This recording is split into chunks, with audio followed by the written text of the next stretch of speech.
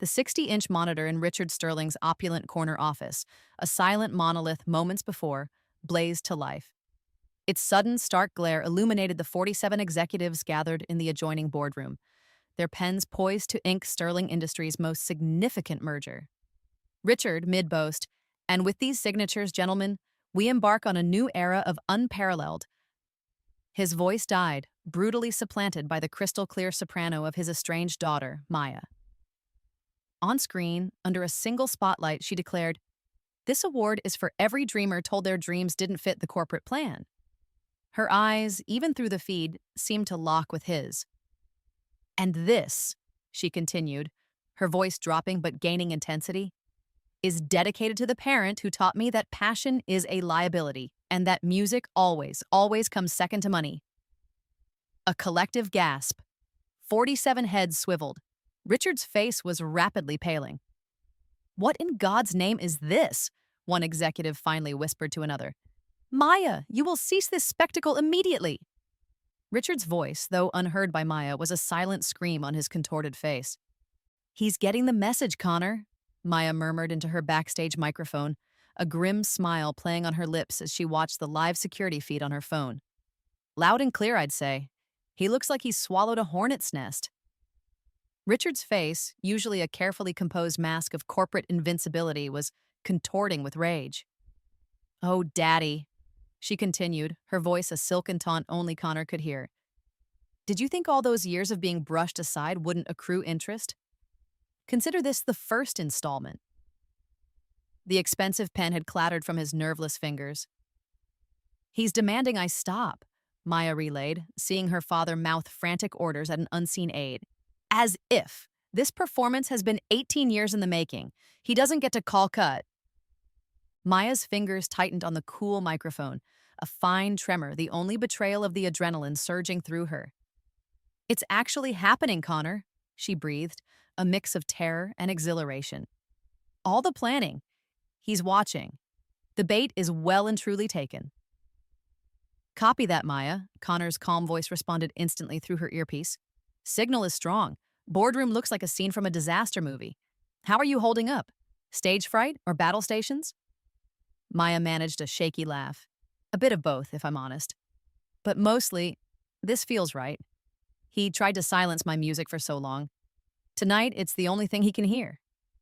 "That's the spirit," Connor affirmed. "You wrote this song, Maya. Sing it loud." 18 hours until the main show, remember?" Connor's voice grounded her. 20 million viewers. This boardroom stunt is just the opening act." "I haven't forgotten," Maya assured him, her voice hardening. 20 million, including every investor he's ever schmoozed. Every sycophant who nodded along when he bragged about his sensible daughter finally coming to her senses. A bitter laugh escaped her. "Remember when he told the Hendersons I'd given up that little guitar hobby for a serious career in finance? God, the condescension. Tomorrow, they'll see what that little hobby can do to a stock portfolio," Connor said dryly. "The narrative is already shifting. You're the boardroom ballad bomber." "Catchy," Maya smirked. "Let them talk. Tomorrow, they get the full story, with footnotes." On her phone, Richard was apoplectic, his face puce, his furious gestures lost on the stunned executives. "Phase 1 complete, Connor," Maya whispered, a surge of grim triumph washing over her. "He knows I'm watching, and he knows this is just the overture." Loud and clear, Maya, Connor's voice was a comforting anchor. "The ripples are starting. Sterling Industries took a noticeable dip in after-hours trading. Nothing catastrophic, but the markets are definitely nervous." "Nervous is good," Maya replied, a predatory gleam in her eyes. "Let him sweat. Let them all sweat. What's the initial chatter? Am I the villain yet?" "Not quite. Audacious and unprecedented are popular. His PR team is probably in meltdown." "Excellent," Maya said, a sharp smile. "The warning shot's been fired. Tomorrow, the siege begins." The image of her father's face, a mask of apoplectic fury frozen on her phone screen, was Maya's signal to escalate. There would be no pause. No moment for Richard Sterling to regroup or deploy his usual arsenal of corporate damage control. With fingers that now moved with a chilling, almost surgical precision, The earlier tremors burned away by the pure, cold fire of adrenaline. She navigated her phone's menu. Sterling Industries' main corporate line. Sterling Industries, good morning. Cynthia speaking. How may I direct your call today?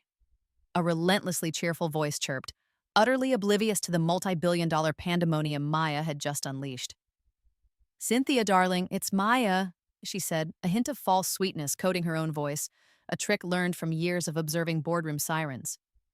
I need to be patched through to my father's current boardroom meeting. It's a family emergency, a rather urgent one. Oh, Miss Sterling, of course. One moment, please. The surprise and slight panic in Cynthia's voice were palpable even through the phone. A series of sharp clicks echoed, then a brief, jarring snippet of the company's bland hold music. He always said it sounded like music for waiting rooms where dreams go to die, Maya muttered with a grim, private smile. Then, the distinct amplified sound of the conference phone in the boardroom activating. A new kind of hush fell over the distant room, a silence Maya could sense through the connection Connor was feeding her. Not the stunned silence of shock anymore, but one of nervous, almost fearful anticipation. Her smirk widened. Hello? Who is this? This is a private meeting. Richard's voice, tight, strained, and attempting a composure he clearly didn't possess, crackled through her earpiece. Connor had patched her in seamlessly. She took a deliberate, theatrical breath, savoring the exquisite tension. Hi, Dad, she cooed, her voice deliberately light, almost breezy, a chilling counterpoint to the emotional carnage. It's your loving daughter, Maya, remember me? Little songbird. The one whose piano recital you so memorably missed for this exact same vital merger discussion 3 whole years ago?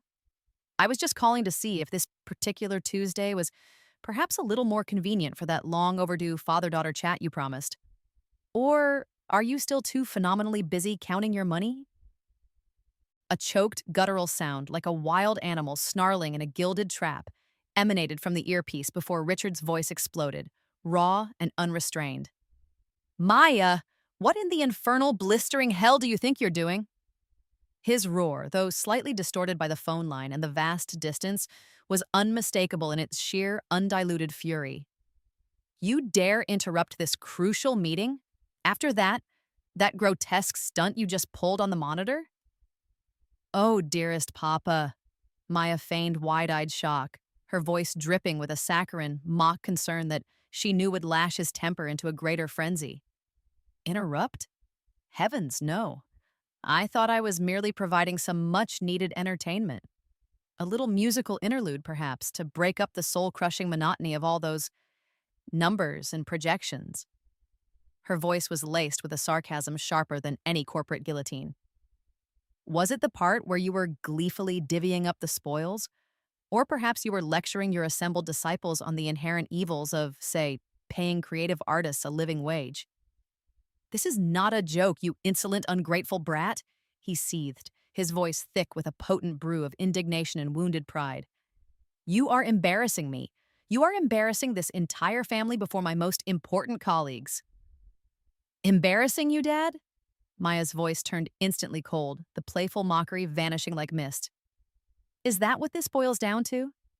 Your precious, oh-so-fragile public image? Funny, I don't recall you being overly concerned about my profound embarrassment when you paraded me like a prize pony at those awful, soulless charity balls, or when you loudly dismissed my musical aspirations as childish fantasies in front of your sneering cronies. Or how about the ongoing family embarrassment of a father who simply never, ever showed up? This, Dad, is a little something called reciprocity. It must be so terribly inconvenient for you, having your perfectly sculpted, hypocritical image crack and crumble before a live audience. Almost as inconvenient. Her voice dropped to a venomous, bone-chilling whisper. As my entire childhood being treated as a series of your unfortunate, easily dismissed inconveniences. I gave you everything a child could ever want, he bellowed, the classic refrain of the guilt-ridden parent. Everything, she retorted, her voice tight with controlled fury, except your time, your genuine respect, or a single damn about who I actually was. But, she cut herself off, reining in the centuries of hurt. let's not get entirely bogged down in ancient history just yet, shall we? We have so much fascinating new material to cover in today's session. Maya, Connor's voice, sharp and urgent, sliced decisively through her private earpiece, a welcome intrusion. Hold the Freudian fireworks for a beat. We've got big news flashing across all financial wires, and it's directly related to your performance art.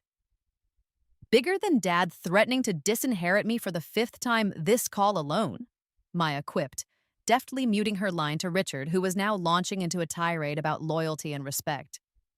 Considerably bigger, stock market-wise, Connor replied, his tone grave but with an undercurrent of excitement. Sterling Industries just plunged, Maya. We're not talking a minor dip. It's a nosedive. We're looking at a full 2%, maybe even 2.5% by now, wiped off their value.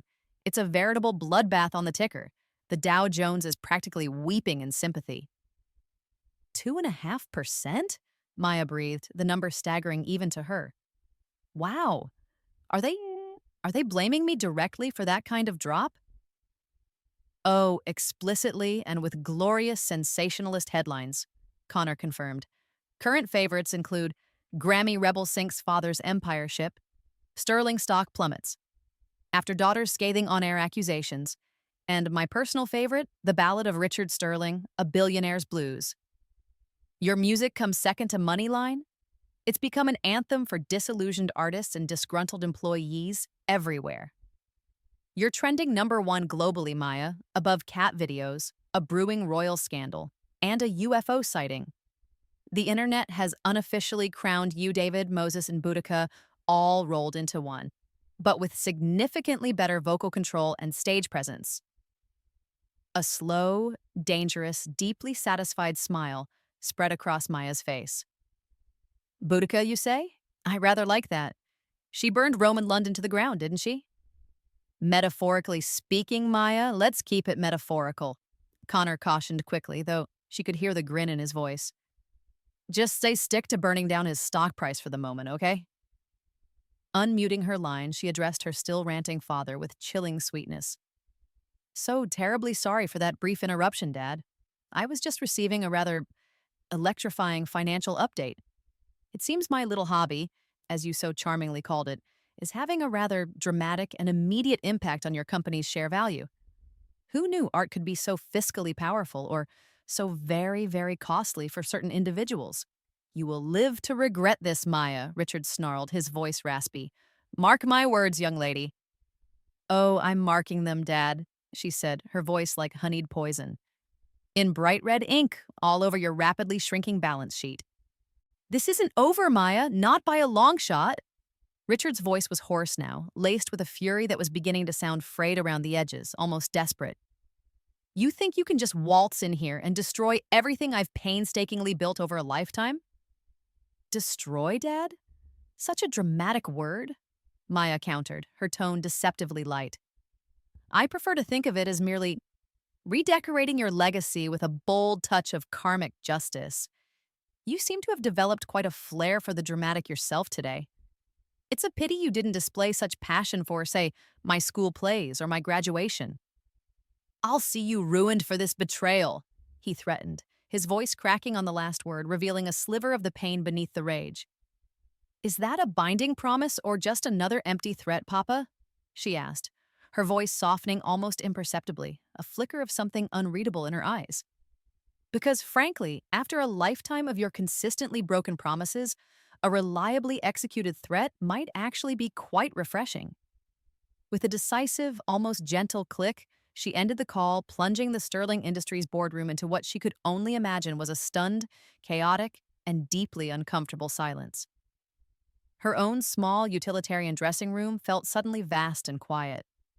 She took a deep breath, then another, the adrenaline beginning to recede, leaving a strange mixture of exhaustion and exhilaration in its wake.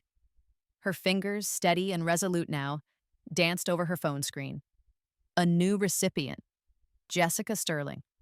Time to spread the joy and ensure the pressure remained unrelenting. Dearest Jessica, she typed, a malicious little grin playing on her lips, the earlier flicker of emotion ruthlessly suppressed. So thrilled you and Richard could catch my rehearsal's rather intimate live feed today. Hope it wasn't too disruptive to your undoubtedly busy Tuesday. Just a little friendly heads up, darling, from your loving stepdaughter. Tomorrow night's Grammy acceptance speech, fingers crossed I actually win one, will be broadcast live to all of Daddy's major investors and the entire financial world. And trust me, I've got a whole spectacular second act planned, just for them. Might want to have the smelling salts ready for Richard. Or perhaps a very, very good lawyer. Just a thought. Sleep tight. MXOXO. She pressed send without a moment's hesitation. Phase 2 was now well and truly engaged.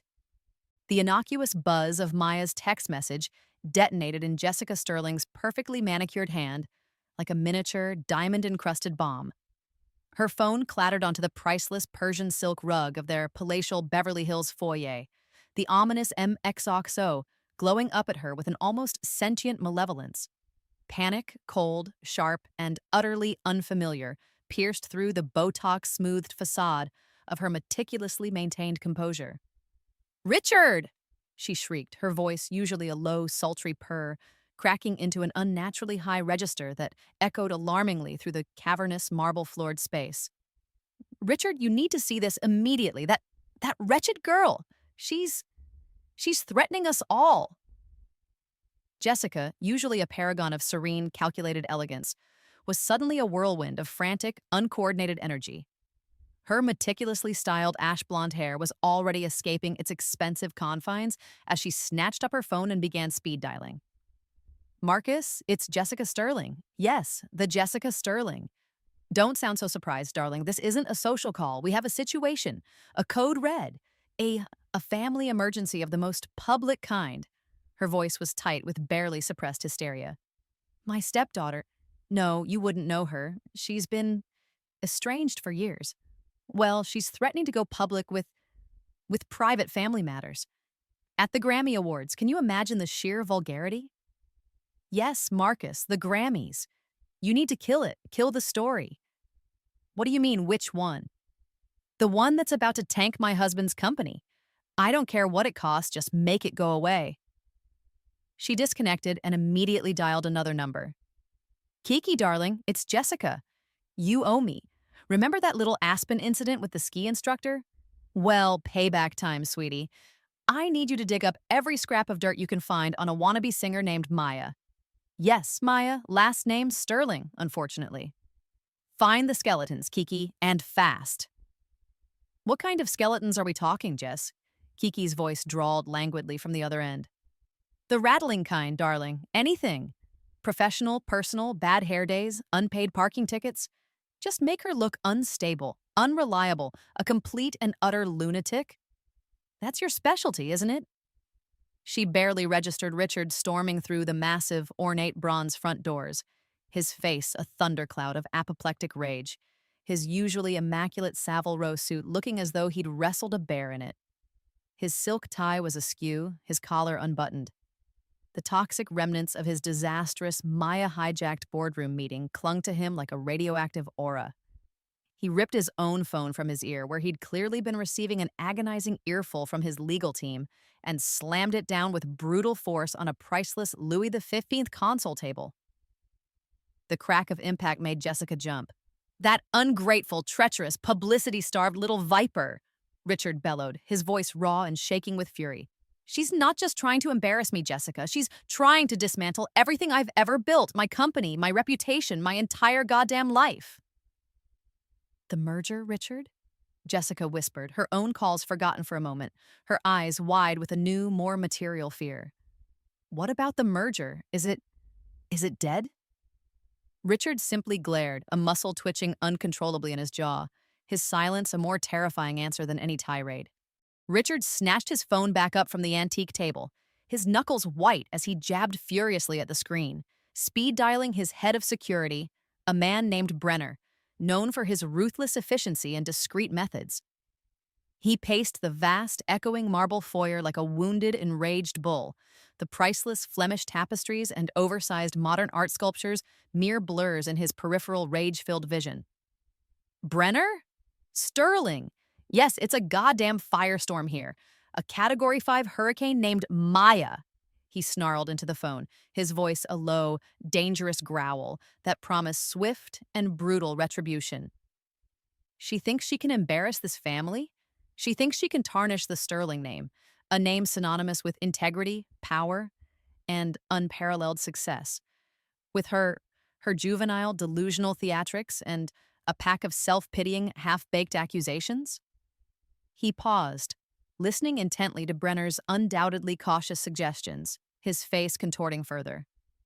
I don't give a flying damn about her artistic expression or her supposed childhood trauma. This is corporate espionage. This is a calculated act of sabotage, pure and simple. I built Sterling Industries from nothing. Do you hear me, Brenner? From the goddamn dirt and grit of the South Bronx. With my own two hands, my own sweat, my own blood, while she was off playing with dolls and then whining about missed bloody piano lessons. His voice rose with each self-aggrandizing, self-pitying word, a volcanic crescendo of fury and wounded pride. This company, this legacy, it's not just for me, it's for this family, or what's left of it thanks to her gold-digging, runaway mother, and now her equally treacherous, fame-hungry progeny. He punctuated his sentence by kicking out viciously at an unfortunate, oversized potted orchid, sending it crashing spectacularly. Soil, delicate pink petals, and shattered ceramic scattered like shrapnel across the pristine marble. No entitled, spoiled brat is going to destroy decades of my relentless work, my sacrifice, over a few goddamn missed childhood recitals. I absolutely forbid it. I won't allow it, he roared. You find out who she's talking to, Brenner. Every single person. Who's advising her? Who's helping her pull off this insane suicidal stunt? I want names, addresses, social security numbers. Find that producer, that Connor Walsh. I want him investigated. I want him discredited. I want him ruined. And as for Maya, my darling daughter, his voice dripped with a chilling, almost reptilian venom. She will learn what it truly means to defy Richard Sterling. She will learn respect. She will learn it the hard, the painful, and the very, very public way. Understood? Understood, Mr. Sterling. Brenner's voice was a calm, cold monotone on the other end. Consider it handled. Jessica, having ended her own series of increasingly frantic and largely unproductive calls, with a frustrated, almost tearful sigh, finally turned her full, if somewhat terrified, attention to her husband's explosive tirade. The initial panic was still there, a cold, nauseating knot in the pit of her stomach, but years of navigating Richard's volcanic temper had taught her the delicate art of when and how to interject. Richard, please, she began, her voice regaining some of its customary smoothness, though an edge of anxiety remained. She gestured at the shattered orchid.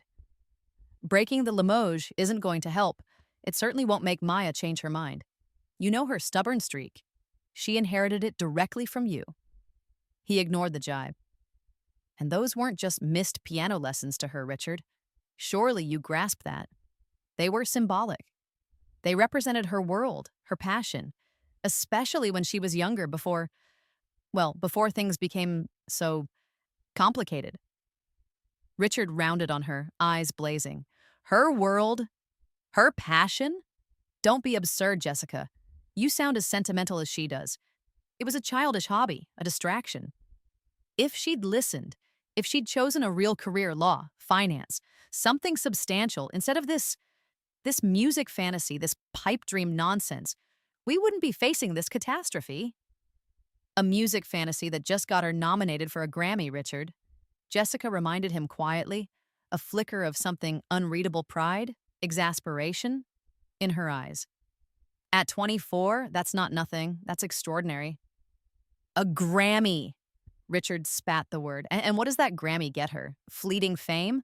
A pat on the back from a bunch of degenerate musicians? I just closed a $2 billion merger, Jessica. Or I had closed it before she blew it all to hell.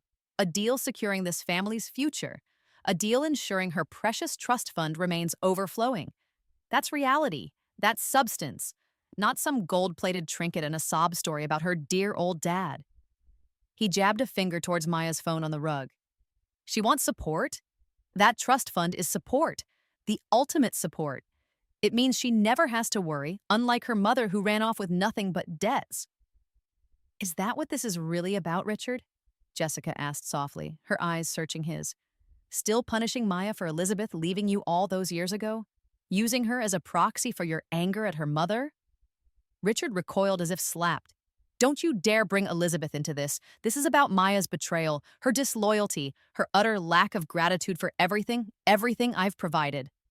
A heavy, oppressive silence descended upon the opulent Beverly Hills mansion, broken only by Richard's ragged breathing and the distant, mocking chime of a grandfather clock. The air was thick with unspoken resentments, with the acrid smell of fear and fury. Jessica stared at Richard, her face pale, the usual mask of serene socialite cracking. He had turned away, gazing out through the towering arched window at the floodlit gardens, though he saw none of their beauty, only the red mist of his rage and the looming threat to his empire. The sheer, cold luxury of their surroundings, the priceless art, the antique furniture, the silent, uniformed staff who had discreetly vanished, felt suddenly sterile, a gilded cage. This was the Sterling dynasty under siege.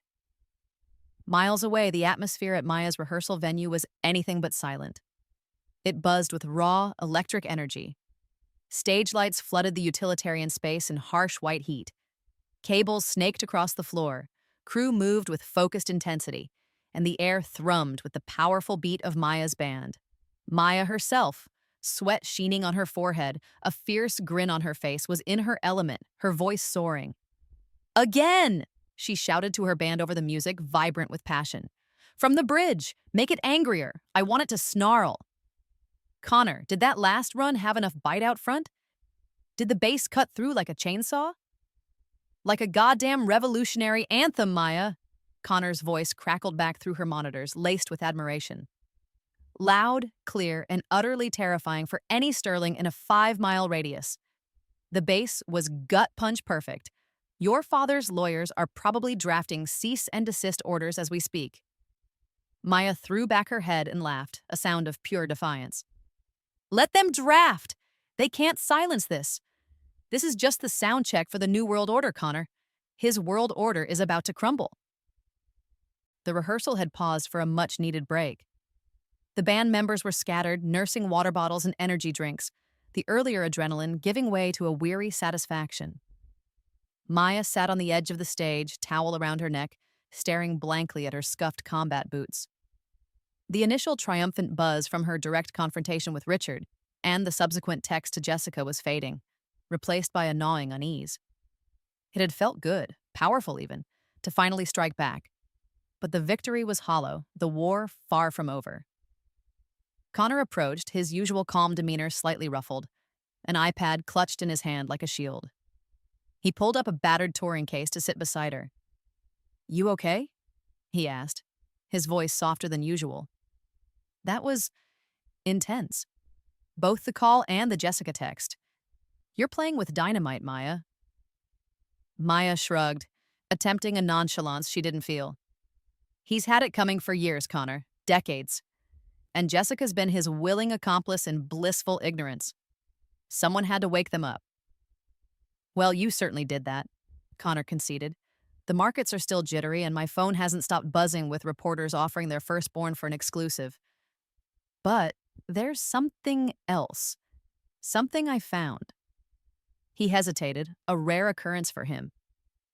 Something that might reframe things, considerably.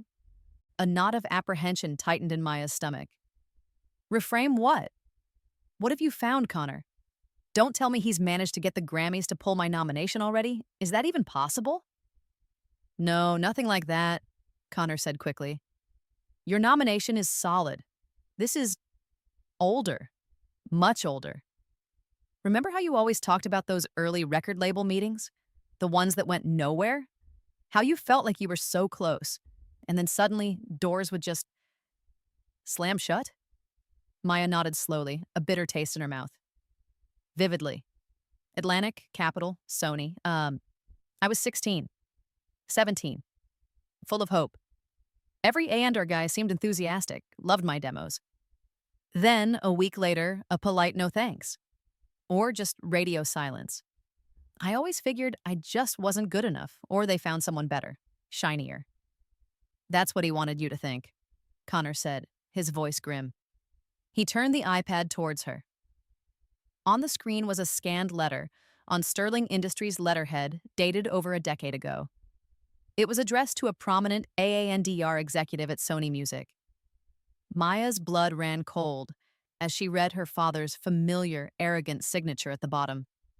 What? What is this? She whispered, her voice barely audible. This, Maya, Connor said gently but firmly, is one of several. I had a source, someone who used to work in Richard's inner circle, someone who owed me a very big favor and who, frankly, despises your father. After your performance today, they decided it was time certain truths came to light. They forwarded me a small archive. Maya's eyes scanned the meticulously typed words. Her father's clinical prose, a stark contrast to the dreams he was casually assassinating. Regarding the potential signing of Maya Sterling, Richard had written, while she possesses a certain raw, albeit undeveloped talent, it is the considered opinion of her family that she is currently going through an understandable, if somewhat prolonged, artistic phase. Her emotional stability is, at this juncture, insufficient to withstand the pressures of the professional music industry.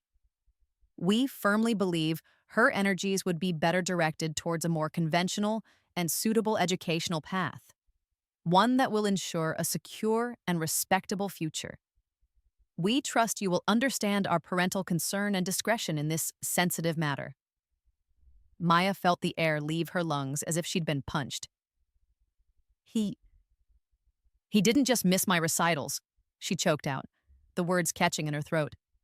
He didn't just tell me music was a silly dream, he actively sabotaged me.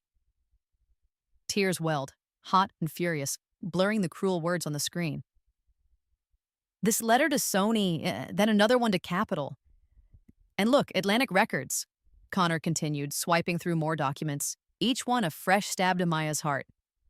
All dated within weeks of your showcase meetings with them, all saying variations of the same thing. She's unstable. It's a phase, not serious. Focus on real education. He systematically poisoned the well, Maya. Every single time you got close, he was there, in the shadows, pulling the strings, ensuring you failed. The iPad slipped from her trembling fingers, clattering onto the stage. The casual cruelty, the calculated destruction of her teenage dreams by the one person who should have been her staunchest supporter, was a betrayal so profound it left her breathless, reeling. All those years, she whispered, shaking her head in disbelief. The rehearsal space, the Grammy buzz, everything fading into a vortex of pain and rage. All those years I blamed myself. I thought I wasn't talented enough, wasn't driven enough, wasn't enough. Her voice cracked. He stole it from me, Connor. He didn't just discourage me. He stole my chance. A new, terrifying kind of fire began to burn through the shock and the grief. This wasn't just about a neglectful father anymore, or a series of missed childhood moments. This was about calculated, malicious sabotage on a scale she could barely comprehend. This was about a stolen youth, a stolen career. Tomorrow night, Maya said, her voice suddenly devoid of tears, replaced by a chilling, almost preternatural calm that made Connor look at her with a new sense of unease. Tomorrow night, I'm not just going to accept a Grammy if I win. I'm not just going to talk about a father who valued money over music. She stood up, pacing the small area, her movements tight, coiled, like a predator about to strike. No, tomorrow night, I'm going to stand on that global stage in front of 20 million people, and I'm going to read these letters, every single goddamn word. Maya, Connor began, his voice cautious. Are you sure? That's taking things to a whole new level. This isn't just family drama anymore. This is career assassination, his career. The legal ramifications alone? Legal ramifications? Maya laughed, a harsh, bitter sound that held no humor. What about the ramifications for my life, Connor?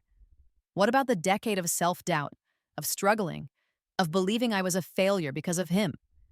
She stopped pacing, her eyes blazing with a cold fury. That Sony executive, the one my father wrote to? Arthur Vance? He's presenting an award tomorrow night. He'll be in the front rows. He almost signed me when I was 16, Connor. He told me I had the voice of a generation. Then, weeks later, his office sent a form rejection letter. I cried for a month. Now I know why. Her fists clenched at her sides. He'll hear those letters. The whole world will hear them. They'll see the contracts he made them tear up, the dreams he systematically crushed. He didn't just miss my recitals, he orchestrated the silence that followed. I'll need copies, she stated, her voice flat, all emotion seemingly burned away, leaving only a core of diamond-hard resolve. Physical copies of every letter, every email. And if there are any contracts that were drafted but never signed because of his interference, I want those too. Can your source get them, Connor? Tonight? Connor looked at her, seeing not the wounded girl of moments before, but a woman transformed, a warrior girded for a battle she had unknowingly been fighting her entire life. He nodded slowly. I think so. My source is motivated. They mentioned something about a final FU to Richard Sterling. This would certainly qualify. But Maya, once you do this, there's no going back. Ever. This will be a declaration of war from which neither of you can retreat.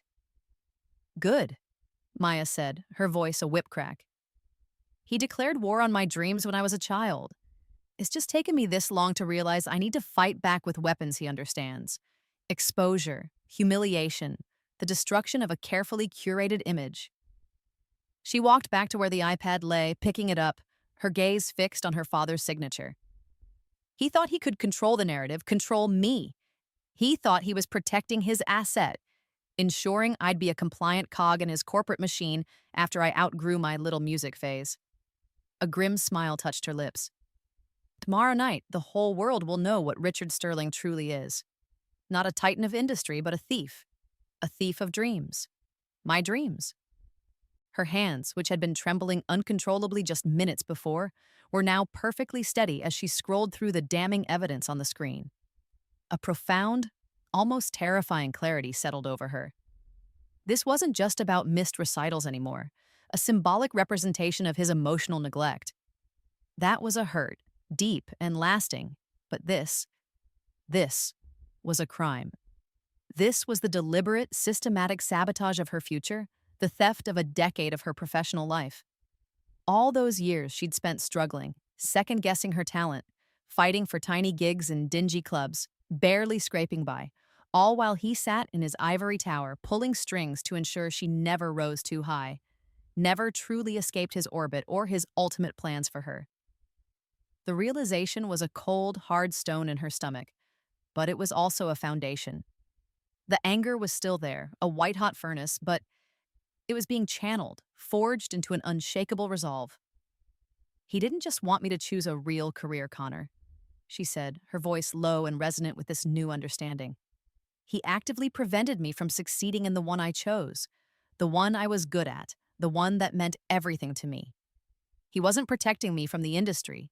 He was protecting his control over me, over my future, which in his mind was synonymous with Sterling Industries. She looked up at Connor, her eyes clear and unwavering. This isn't just about making him pay for the past. This is about reclaiming what's mine. He stole 10 years of my career, 10 years of my life that I could have spent building something, being someone. He owes me that decade, and tomorrow night, I start collecting. The girl who had cried over form rejection letters was gone. In her place stood a woman who knew her worth, who understood the true extent of the betrayal, and who was now armed with the one thing her father could never control, the unvarnished, devastating truth. Her path was clear, her purpose solidified.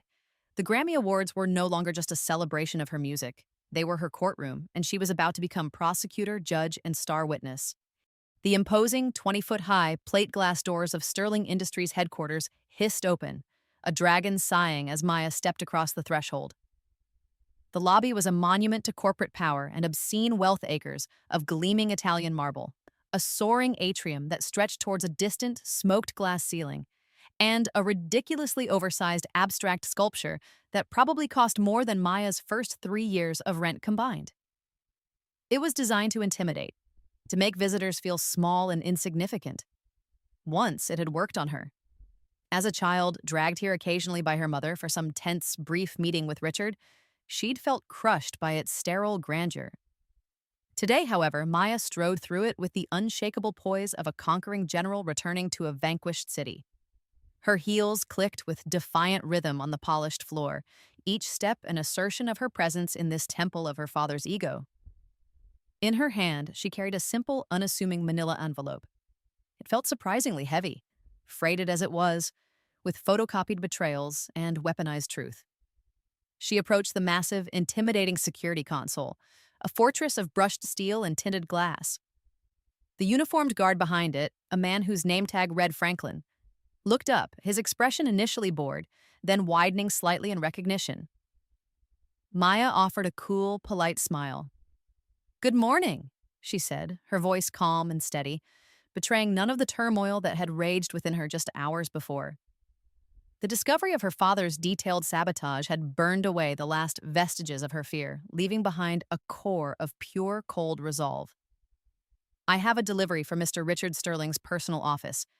Could you please ensure this gets to him immediately? It's rather urgent." She placed the manila envelope on the cool marble countertop. "It contains," she added, her eyes meeting Franklin's with unwavering directness, "copies of some rather illuminating emails Mr. Sterling sent to Capitol Records back in 2019. I believe he'll find them memorable." Franklin, a man probably in his late 50s with kind eyes and a neatly trimmed gray mustache, blinked, then leaned forward slightly, his professional demeanor momentarily forgotten. A slow smile of dawning comprehension spread across his face. "Well, I'll be," he whispered, his voice dropping conspiratorially as he glanced around the mostly empty cathedral-like lobby. You're you're her, aren't you? Maya Sterling, the Grammy girl." He grinned, a genuine, almost boyish expression that softened the stern lines of his uniform. "My daughter, Sarah, she's absolutely crazy about your music. Plays that Shattered Pieces song on repeat until my ears bleed, but in a good way, you know?" He chuckled. "She even tried to get tickets for your showcase last year at the Roxy, but it sold out in about 5 seconds. Said you were incredible." Maya felt a warmth spread through her, an unexpected crack in her armor of resolve. This was what she fought for, this connection, this ability to touch someone's life with her music. It was a stark, human contrast to the cold, calculated machinations of her father's world. That's really kind of your daughter, Franklin," Maya said, her smile genuine now. "Tell Sarah I said hi, and maybe I can arrange a couple of backstage passes for her next LA show." Franklin's eyes lit up. "Oh, she'd just about die. You really mean that, Miss Sterling?" "Absolutely," Maya confirmed. "But right now, I need you to understand why this envelope is so important." She leaned in slightly, her voice dropping but losing none of its intensity. The brief moment of shared humanity was over. It was time for the next strike. This wasn't just about personal vengeance anymore. It was about a truth that deserved to be heard, a truth that Franklin, as a father himself, might just understand. "Those emails to Capitol Records," Maya continued, her gaze unwavering as she met Franklin's now curious and slightly concerned eyes. "The ones your boss is about to receive a stark reminder of? In them, Richard Sterling informed their head of ANDR that I, his own daughter, was, and I quote, suffering from significant emotional instability and lacked the requisite fortitude and mental balance to handle the pressures of a professional recording contract." Franklin's jaw literally dropped. "Jesus, Mary, and Joseph," he breathed, his earlier joviality vanishing, replaced by a look of shocked disbelief. "But why on earth would a father say something like that about his own kid? Especially when you're clearly not any of those things. You're up for a Grammy."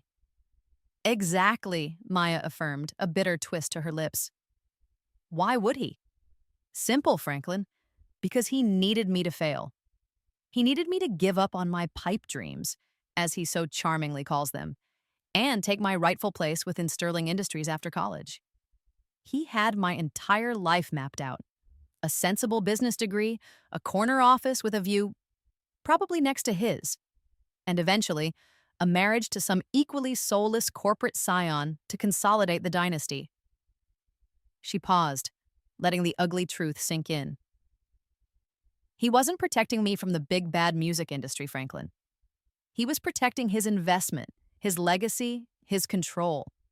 He couldn't fathom a world where I succeeded on my own terms, in a field he didn't understand, and frankly, despised. That's monstrous, Franklin said, shaking his head slowly, his expression a mixture of pity and dawning outrage. To deliberately destroy his own daughter's career, her dreams. For that? Now you understand, Maya said, her voice flat but resonant with the weight of years of such betrayals. Now you understand why tomorrow night's Grammy broadcast, should I be fortunate enough to have a platform, will include a detailed reading of these emails and others like them. The world needs to know who Richard Sterling truly is, beyond the carefully polished facade of the benevolent billionaire. She gently pushed the envelope a little further across the counter. So, yes, Franklin, it's urgent. He needs this preview. He needs to know exactly what's coming for him. Franklin nodded slowly, his expression now one of grim understanding. I'll make sure he gets it personally, Miss Sterling. Right away. He picked up the envelope as if it were a volatile substance. And for what it's worth. My Sarah? She'd say you're doing the right thing. She's a fighter, that one. Like her mom. Like you, I reckon. Thank you, Franklin, Maya said, offering him a small, appreciative smile. That means more than you know. She turned and walked back towards the imposing glass doors, the vast lobby suddenly feeling a little less intimidating, a little less alien.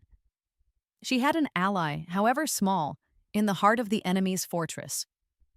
As she stepped out into the bright California sunshine, her phone buzzed in her pocket. She instinctively knew who it would be.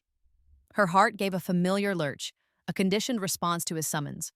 But this time, it was overlaid with a new, steely resolve. She pulled out the phone, her expression unreadable as she read the text message glowing on the screen. It was from Richard. The language was blunt, coercive, dripping with the arrogance of a man who still believed he held all the cards. Maya, we need to talk, immediately. My office. Emergency family meeting at 6 p.m. sharp tonight. Your presence is not optional. Be there or consider your trust fund. And any further pretense of a relationship with this family, permanently terminated as of midnight. This is your only warning. Maya stared at the message, a humorless smile playing on her lips. An emergency family meeting? How quaint. And the trust fund. His ultimate weapon. The gilded chains he'd always used to try and control her. He was predictable, if nothing else. But the game had changed. He just didn't realize it yet. The manila envelope now resting on his desk was merely the opening salvo. Tomorrow night, the world would see just how little his money or his threats meant to her now. The stage of the Grammy Awards blazed under a galaxy of television lights, a pulsating universe of manufactured starlight and raw, palpable anticipation. Millions watched from their homes, but here, in the supercharged atmosphere of the arena, the energy was a living entity, thrumming in Maya's veins as she approached the solitary microphone. In one hand, she clutched the heavy golden gramophone, its familiar weight a grounding presence, a testament to a dream pursued against overwhelming odds. In the other, she held a single, crisply printed sheet of paper, a photocopy of an email, its contents far heavier than any award. Her heart hammered against her ribs, a wild drumbeat against the roar of applause that swelled, then gradually subsided into a hushed, expectant silence.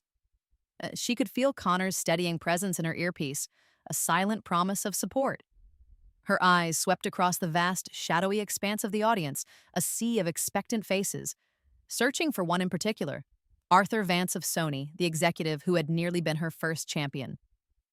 Then, her gaze, broadcast on a dozen jumbotrons, settled with unwavering intensity directly into the main camera lens, a conduit to the millions beyond, and to one man she knew was watching with a dread he richly deserved. Wow, she began, her voice surprisingly clear, ringing with an emotional resonance that captivated the arena. This is truly an honor, an impossible dream come true for a girl who was told repeatedly that her dreams were just inconvenient. A ripple of sympathy went through the crowd. Awards are for achievements, she continued, her voice gaining strength. but they're also for the journey. And my journey here tonight? Well, it had a few more roadblocks than most. She paused, letting the anticipation build, her grip tightening on the email. This was it, the point of no return. The moment she reclaimed her story, her life, from the man who had tried to write it for her. 6 years ago, Maya declared, her voice now ringing with a steely conviction that cut through the charged air. Just as my music was starting to find its wings, just as I was on the cusp of what I believed was my first real break, my father, Richard Sterling, a man known to many of you for his business acumen rather than his artistic sensibilities, wrote a deeply concerned letter to the head of Ander at my dream record label. She unfolded the printed email, the rustle of paper amplified by the microphone, a small sound that seemed to echo with the weight of years of deception. She began to read, her voice clear, measured, each word a perfectly aimed dart. He wrote, and I quote directly, "Regarding Maya, while she possesses a certain raw talent, it is our considered familial opinion that she is currently navigating a rather pronounced artistic phase. More worryingly, she lacks the essential emotional stability and requisite mental fortitude for the undeniable rigors and inherent pressures of a professional music career.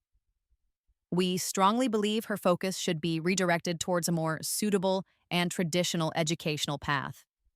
A shocked murmur rippled through the arena, quickly hushed as Maya continued, her voice unwavering. He concluded by saying, "We trust you will appreciate our parental concern in this delicate family matter and act with appropriate discretion to ensure Maya is not unduly burdened by premature professional expectations." Just as she finished the quote, a frantic, distorted voice erupted in her earpiece. "Maya, don't you dare! Stop this right now! This is a private family matter. You're destroying everything." It was Richard, his voice raw with panic and fury, patched through by Connor from somewhere in the horrified watching audience. Maya didn't flinch, her gaze remaining fixed on the camera. "That, ladies and gentlemen," she announced coolly to the global audience, "was the voice of my father, Richard Sterling, still attempting to control the narrative even now." Richard's voice sputtered again in her ear. "I was protecting you, Maya, protecting you from an industry that chews up and spits out young artists, an industry you weren't ready for." "Protecting me?" Maya's laugh was short, sharp, and devoid of humor, a sound that conveyed a universe of pain and betrayal. "No, Dad. You weren't protecting me. You were protecting your meticulously crafted plan to make me your corporate successor, another cog in the Sterling empire. You were protecting your ego, your desire for absolute control. I built that company for our family's future, for your future." Richard's voice was a desperate roar in her ear, a wounded animal lashing out. "You built it by attempting to steal mine," Maya shot back, her voice now ringing with the full force of her righteous anger. "But here's the beautiful, inconvenient truth, Dad. I rebuilt my career despite you. Despite your letters, despite your lies, despite your relentless campaign of sabotage. And now, thanks to your timely interruption, 20 million people around the world know exactly who Richard Sterling really truly is." The applause began then, hesitant at first, then swelling into a tidal wave of support, a roar of affirmation that seemed to shake the very foundations of the arena. Maya held up a hand, gracefully quieting the thunderous applause. She carefully placed the golden gramophone on the podium, its polished surface reflecting the dazzling lights, a symbol of the success he had tried so desperately to deny her. Then, with a deliberate, almost reverent gesture, she reached into the pocket of her gown and pulled out another document. Not a damning email this time, but a crisp, multi-page contract. "My father," she continued, her voice now resonating with a quiet, unshakable triumph, "was particularly effective in his efforts with Sony Music when I was 16. He managed to convince them I was a bad investment. A flighty, unstable teenager. He blocked a deal that could have launched my career a decade ago." She paused, letting the weight of that stolen decade hang in the air. But life, as they say, has a funny way of coming the full circle. Tonight, after my performance, after the world began to hear the truth, I received a rather interesting call.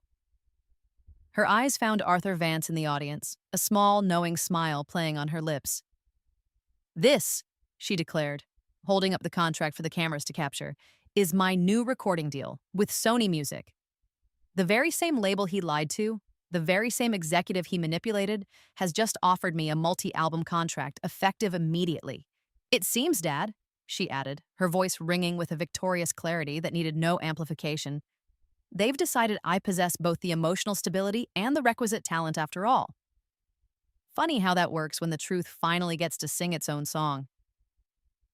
The arena erupted.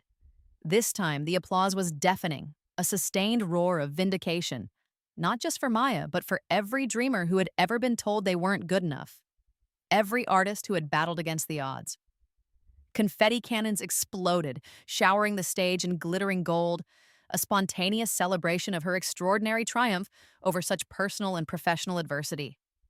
Maya simply stood there, basking not in the glory of the award, but in the profound, cleansing light of the truth finally revealed. Her new contract held aloft like a banner of victory. The television director, a master of live drama, made a split-second decision. While the applause for Maya continued to rock the arena, one camera, almost cruelly, zoomed in with relentless precision on Richard Sterling's face in the audience. He was ashen, his usually imperious features slack with disbelief and dawning horror. The carefully constructed mask of the powerful, untouchable billionaire had shattered, revealing the impotent, exposed man beneath. His wife, Jessica, sat beside him, frozen, her hand hovering near his arm but not quite touching him, her own face a mask of carefully concealed panic and social ruin. It was in that moment of Richard's utter public desolation that his longtime business partner and Sterling Industries board member, a portly, balding man named Arthur Kensington, leaned in urgently, unaware, or perhaps unconcerned, that a live camera was capturing his every hushed syllable. Kensington whispered frantically into Richard's ear, his words a frantic, desperate hiss. "Richard, for God's sake, you need to do something. The stock is already in free fall. My phone is blowing up. The other board members are demanding an emergency meeting first thing in the morning. They're talking about invoking moral turpitude clauses, demanding your immediate resignation." Richard seemed to shrink under the assault, his eyes darting around like a trapped animal, seeing not the glittering celebrities or the adoring fans, but the accusing stares, the whispers, the undeniable reality of his empire crumbling around him, live, on global television, brought crashing down by the daughter whose spirit he had tried and spectacularly failed to break. Kensington pressed on, his voice rising in panic. "This is a catastrophe, Richard. A full-blown, unmitigated PR nightmare. We need a statement. We need damage control. We need a miracle." But Richard Sterling remained silent, his face a ghastly tableau of ruin, the applause for Maya washing over him like the bitter, inescapable tide of his own making. The camera lingered for a moment longer, a pitiless observer of his public execution, before finally cutting back to the triumphant, radiant Maya on stage. As the thunderous applause for her Grammy win and her bombshell revelations finally began to subside, a triumphant, almost predatory smile touched Maya's lips. The cameras were still on her, broadcasting her image to a stunned and captivated global audience. Connor's voice, still buzzing with adrenaline, came through her earpiece.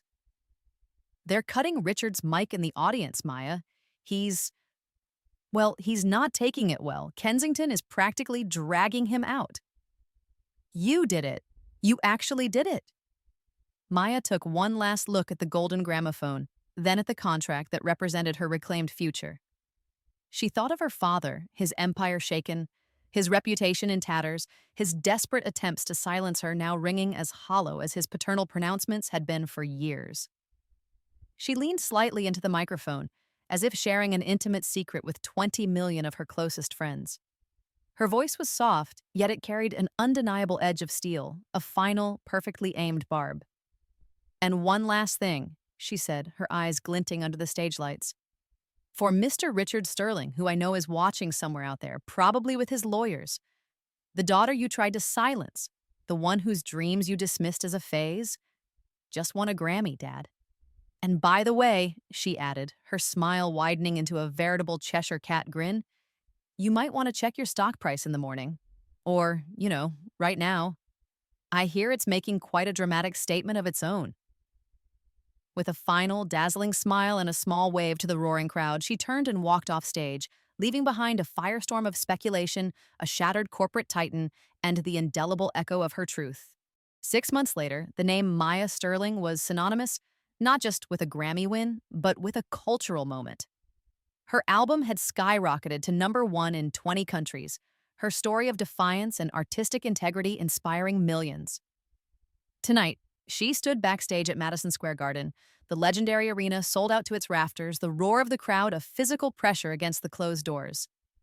It was the final night of her triumphant, critically acclaimed world tour. Ironically, it was also the same night that Sterling Industries had quietly, almost furtively, issued a press release announcing Richard Sterling's immediate and voluntary retirement for personal health reasons.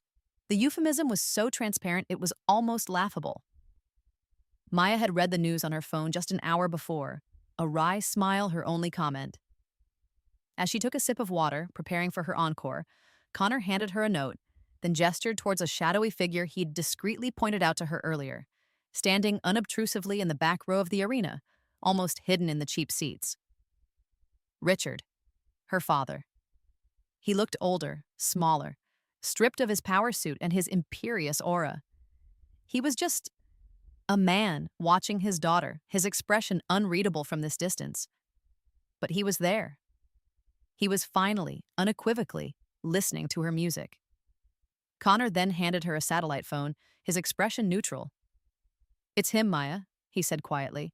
"Your father. He insisted. Says it's important." Maya hesitated for only a heartbeat before taking the phone. "Hello?" she said, her voice carefully devoid of inflection.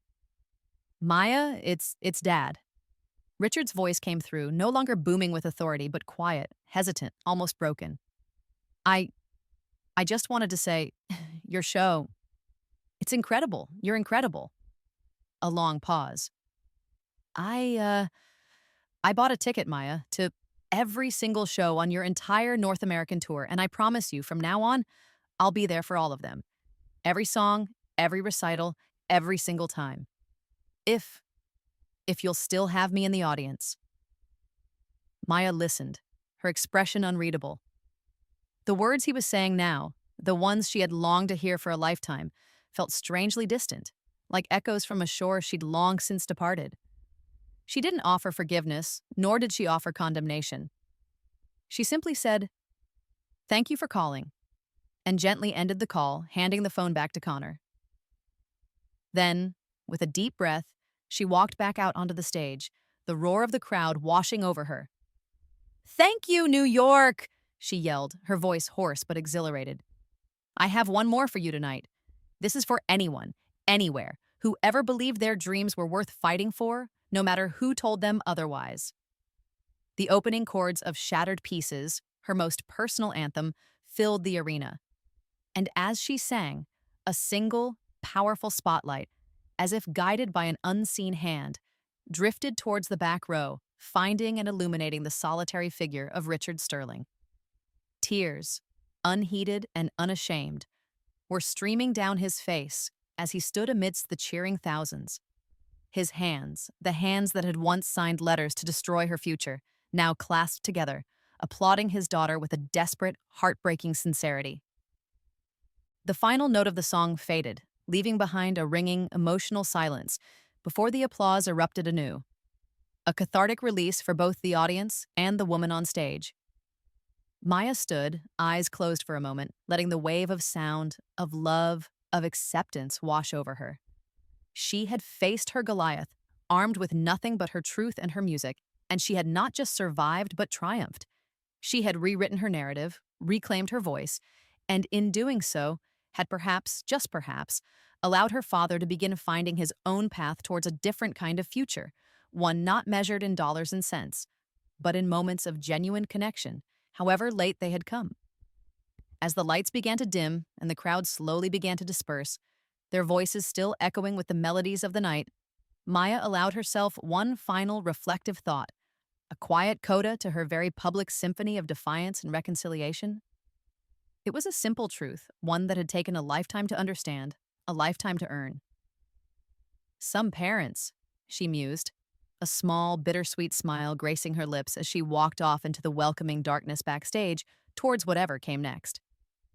Miss recitals, mine, in the end, however painful the journey, however fraught the path, inadvertently helped me find my voice. And for that, in the strangest, most unexpected way, I suppose I can finally be grateful. The rest, as they say, was music.